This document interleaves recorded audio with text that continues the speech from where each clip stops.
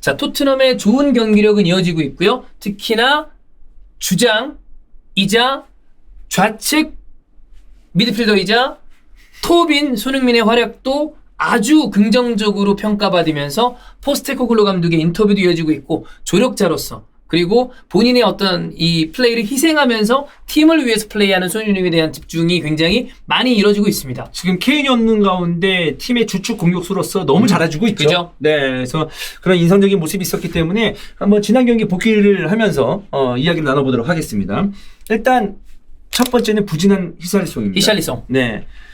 토트넘에 와서 하는 게 없는 히샬리송입니다. 너무 미안합니다. 뭐 이렇게 얘기하는 건데 없는 건 없는 거니까. 맞아요. 네. 뭐 열심히 뛰고 뭐 채팅창에 뭐 애는 착하잖아. 네, 애는 착하잖아. 근데 뭐 솔직히 이렇게 말해서 하는데. 히샬리송이 되게 착한 캐릭터는 아니야. 네. 그러니까 보니까 그 브라질에서 좀 어려웠더라고. 그래서 진짜 성실한 건 맞는데 왜 순둥순둥한 캐릭터는 사실 에버튼 때부터 아니었어요. 네네. 되게 거칠게 몰아치는 스타일도 있고 좀 호전적인 감도 있고 네. 좀 잘 삐쳐. 네. 여튼 근데 열심히는 해. 네. 그건 확실해요. 네. 아무튼 뭐 다 열심히 하잖아요. 그렇기 때문에 그런 부분 갖다가 뭐 선수를 판단하는 거는 아니니까. 네. 이야기를 해보겠습니다. 지난 시즌 포함해서 리그에서 15경기 선발 15번의 교체 투입이 있었습니다. 득점은 단 1점. 네. 그리고 지난 본머스전에서 토트넘이 전체적으로 좋은 경기력을 보여준 가운데 팀에 전혀 도움이 안 되는 그렇지. 네, 그런 모습을 보여줬습니다. 일찍 교체한 거 아니야? 네. 득점을 하지 못하면 전방에서 뭔가 투사적인 느낌으로 팀원들이 두 번째, 세 번째 공격을 할 수 있게끔 연계라도 해줘야 되는데 그죠? 그런 모습 없었고요. 스탯으로 살펴보면 경합 상황에서 7번 중 2번 승리. 공주볼 경합에서도 5번 중 2번밖에 승리가 없습니다. 터치도 29번밖에 가져가지 못했어요. 다른 공격수에 비해서 반 정도 되는 수준입니다. 너무 적지. 네. 원래 전방에서 버텨주면서 그렇죠. 터치하고 다시 내주고 이런 걸 해줘야 돼. 뭐 심리적인 이유든 개인적인 컨디션의 이유든 뭐 모르겠으나 이 정도의 스탯과 실력은 프리미어리그급이 아닙니다. 그치. 현재로서는 기본적인 트래핑도 되지 않고 있고 어이없는 패스 미스하고 패스도 안 돼. 진짜 너무 어이없는 패스. 멘탈도 완전히 갈려나간 모습. 그러니까 본인이 좀 정신도 못 차리겠지. 네. 너무 쉬운 걸 놓치고 있다는 걸 본인도 아니까. 토트넘이 챔스 티켓을 따내기 위해서는 뭐 맨유, 뉴캐슬, 아스날 이런 팀하고 경쟁을 해야 되는데 과연 그런 경쟁을 하는 데 있어서 이 정도의 선수가 어울리는 선수냐? 저는 아니라고 봅니다. 이 경기뿐만 아니라 지난 맨유전으로 돌아가 볼게요. 지난 맨유전의 스탯도 살펴보면 성공률 63%, 패스 성공률. 그 다음에 경합 7번 중 1번 승리. 공주볼 경합 5번을 경합을 했는데 다 실패. 단 한 번도 승리가 없습니다. 볼 뺏긴 횟수도 15번. 너무 많이 뺏겼고. 네. 최악이었습니다.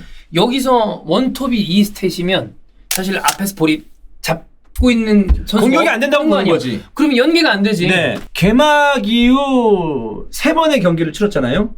팀 내 평균 최하 평점입니다. 그냥 어느 정도로 부진한지 알 수 있겠죠. 그렇기 때문에 과연 이 선수를 믿고 토트넘이 앞으로의 경기를 치러야 되나? 쉽지 않죠. 네, 저는 쉽지 않다고 봅니다.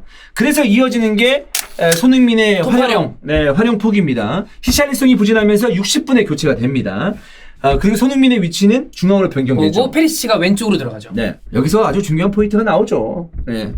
히샬리송이 교체된 지 5분도 채 안 돼서 가운데에 있는 손흥민이 우도기에게 이 좁은 지역에서 우도기와 좋은 패스워크를 보여주면서 기점이 되는 패스를 했죠. 네, 그렇죠. 도움이 시작되는 패스를 해줬고 클루셉스키가 득점으로 연결을 했습니다. 이 장면이 앞으로 포스테코글루 감독이 어떻게 공격진을 운영해야 되는지 영감을 받을 수 있는 장면이라고 저는 생각이 들어요. 그러니까 빠지자마자 바로 이런 장면이 나오니까 그러니까 히샬리송이 경기를 뛰면서 얼마나 공격에 도움이 안 됐는지 알 수 있는 대목입니다. 결국 손흥민은 측면에서도 포스테코글루 감독이 얘기한 것처럼 그 롤을 해주잖아. 희생적이다. 그리고 팀 내에서 본인의 역할을 다 하고 있다. 라고 얘기했는데 가운데로 옮겨도 기여하잖아. 네, 잘하잖아. 네.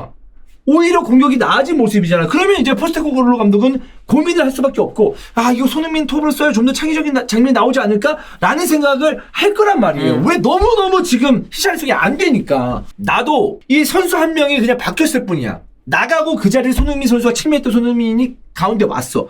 이렇게 경기가 바뀌어지나? 공격에서? 이렇게 그 공격의 분위기가 부드러워지나? 놀랄 정도로. 이거 국뽕 빼고 그 정도로 변화가 있었기 때문에 이거는 히샬리송의 부진 덕분에 손흥민의 포지션이 바뀔 수 있는 가능성도 매우 높다. 그러니까 만약에 전방에 누군가가 이적 시장이 끝나기 전에 들어오는 게 아니라면 아, 진짜. 오히려 소니가 가운데로 오고 왼쪽에 뭐 페리시 같은 선수도 있고 아니면 솔로몬을 써도 그렇죠. 되고 그렇게 써도 되니까. 그렇습니다. 근데 지금 얘기만 나오는 걸로 봤을 땐 레넌 존슨 같은 선수가 링크가 나요. 네. 그러면 어쨌든 케인을 이적시키면서 받은 이적료가 꽤 있기 때문에 이런 뭔가가 이 영입이 되면 히샬리송이 서브로 내려가는 그림이 나올 가능성도 있다. 그러니까 어떤 선수든 영입을 해야 되고 그게 안 된다면은 저는 히샬리송으로 공격진을 구성하는 건 아니라고 봅니다. 네, 아예 기본적인 것도 안 되니까 어떤 이유인지 모르겠으나 그리고 뭐 이번 시즌 영입됐어 히샬리송이? 아니지 좀 됐잖아. 아니잖아요. 그렇기 때문에 이 선수의 영입은 실패라고 생각을 하고 얘도 몸값이 비싸. 그러니까 변화를 줘야 되는 시점이 아닌가라는 생각이 듭니다. 자, 수비라인 얘기를 해볼게요. 로메로, 반더벤, 비카리오, 좋지. 로반빗입니다. 네, 로반핏. 네, 아주 빛납니다, 로반빗이. 좋아요. 근데 이거에서 끝나는 게 아니에요. 오른쪽에 포로. 포로 좋고. 공격적인 재능은 우리가 인정을 했죠. 슈팅의 포로. 네, 슈팅의 포로. 근데 수비 시에도 이날 경기에서 꽤 좋은 모습을 보여줬습니다. 기동력이 있으니까. 네. 무더기는 말할 것도 없어요. 좋아요. 네. 왼쪽에서 손흥민과 함께 좋은 호흡을 보여주고 있고 공을 잘 차기 때문에 수비 라인은 완벽하게 골키퍼부터 시작을 해서 완벽하게 구성이 돼 있다. 그래서 이런 수비 라인을 가지고 있는 토트넘인데 공격에서 이런 식으로 해결이 안 된다면은 이 수비 라인은 빛을 발할 수밖에 없죠. 그러니까 빛이 바랄 수밖에 없죠. 바래죠. 네. 그렇기 때문에 이 수비 라인에서 좀 더 추가적으로 저는 개인적으로는 한 명 정도는 더 영입이 됐으면 좋겠다는 생각도 있거든요. 수비 라인? 네. 왜냐하면 이제 서브로 딱 내려가죠. 그러면 이제 다빈손 산체스가 네. 보여요. 물론 다빈손 산체스가 이번 프리시즌에서 프리시즌이랑 이럴 때 전부 다 감독이 나아진가 약간 나아질라나? 네. 그러나 되게 신뢰감을 주는 선수는 아니기 때문에 네. 원래 얘기했던 거는 막 반더벤이랑 탑소바 두 명이 들어온다 뭐 이런 네. 얘기가 있었는데 팬들이 또 그런 얘기 하더라고. 좀 불안하긴 하다. 매 경기 계속 될 수는 없으니까. 그러니까 산체스와 벤 데이비스가 있지만 한 명 정도는 좀 수비수가 더 구성이 된다면 믿을만한. 네, 훨씬 더 좀 풍성해지지 않을까라는 생각인데 지금 토트넘은 지금이 기회예요. 그래서 이게 이제 수비 라인 얘기를 왜 했냐면 수비 라인 좋다 칭찬하려고 지금 이 얘기를 하는데 이거에 대해서 계속 오늘 좀 주인공이 히샬리송이 되고 있는데 지난 시즌 기록을 한번 살펴볼게요. 지난 시즌 토트넘이 8위를 했잖아요. 3위였던 맨유보다 12골을 더 넣었고 골은 더 넣었어요. 네. 4위였던 뉴캐슬보다 2골을 더 넣었어요. 골은 역시 더 넣었어요. 네, 더 넣었어요. 근데 실점이 내가 지금 이거 잘 썼는지 모르겠는데 이거 맞나? 쓰고도 내가 믿기지 않았는데 토트넘 실점 되게 많아요. 네. 맞을 거예요. 맨유보다 20골을 더 실점했고 맞을 거예요. 뉴캐슬보다 30골을 더 실점했고 맞을 거예요. 이게 말이 되는 수비냐고. 이러니까 경기를 이기질 못하지. 그러니까 그야말로 엉망진창이었던 수비였거든요. 그런데 지금 상황에서 토트넘이 이제 이런 수비를 구축을 했는데 정말 이게 얼마만이야. 이런 수비를 구축했는데 공격에서 골을 못 넣는다? 이렇게 골을 더 넣을 수 있었던 이유 중에 큰 부분이 빠졌잖아. 해리 케인. 그렇지. 그러니까 뭔가를 채워야 된다는 거야. 근데 만약에 골은 조금 덜 넣더라도 이 수비가 이렇게 안정되면 그러면 승점은 올라가죠. 수비도 이거보다. 올라갈 수 있어요. 그 때문에 저는 이 기회를 잘 잡아야 된다. 그렇지. 이적 시장 막판까지 새로운 공격수를 찾기 위한 노력을 가열차게 해야 된다. 지금 며칠 안 남았지만 그래도 공격수 관련된 링크가 나는 걸 보면 그러니까. 포스테코글루 감독이 데려오려고 하는 것 같아.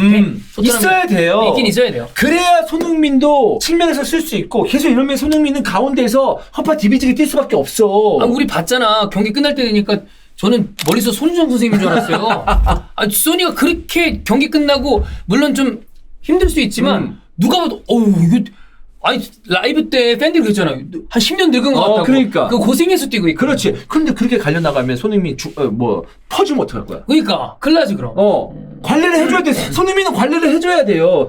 그렇기 때문에 분명히 이 시간이 얼마 없지만 멤버에서의 구성, 그러니까 네. 추가적인 구성은 무조건 필요하고 마지막으로 히샬리송은 안 됩니다. 저는 왜 이렇게 과감하게 얘기하냐면 안 된다고 판단을 해야 빠르게 움직일 수 그렇지. 있어요. 더 과감한 영입을 할 수 있어요. 저는 안 된다고 생각합니다. 특히나 토브론. 안 돼요. 이런 표현이 웬만하면 좀 안 하려고 하는데 경기를 할 때마다 경기를 망치는 선수입니다. 지금. 앞쪽에서 안 좋아요. 네. 계속 놓치고. 근데 지금 기본적인 것도 안 돼. 그 경기를 못 풀게 했었던 원인 중 하나인 다이어가 안 나오고 있잖아. 그러면 수비 라인은 안정이 됐어. 그렇지. 그럼 전방에서도 리스크 있고 공격을 이끌어갈 수 없는 선수라면 바꿔주는 게 맞다. 아니 사르, 비수마, 와 수비 라인에 반더벤드로 오고 로메로까지도 안정돼 보이잖아. 그리고 메디슨. 메디슨이 있지. 손흥민 원래 있었지. 쿨루세스키 물론 뭐 이전과 같은 모습은 아니더라고 어제 이번에 하더라도 골은 넣었고. 골도 넣어주고. 뭔가 오른쪽에서 하려고 하는 느낌이 있잖아요. 뭐 팀에 악영향을 끼친다 그것까지는 아니잖아. 근데 이런 상황에서 지금 히샬리송 하나 때문에 이거 승점 못 따낸다? 한 번만 해주면 되는데 이거는 아쉽죠. 저는 이미 공격진의 교체에 대한 판단을 한 것 같고 음. 누가 어떻게 들어오느냐가 중요하다. 네. 그런 말씀을 드리겠습니다.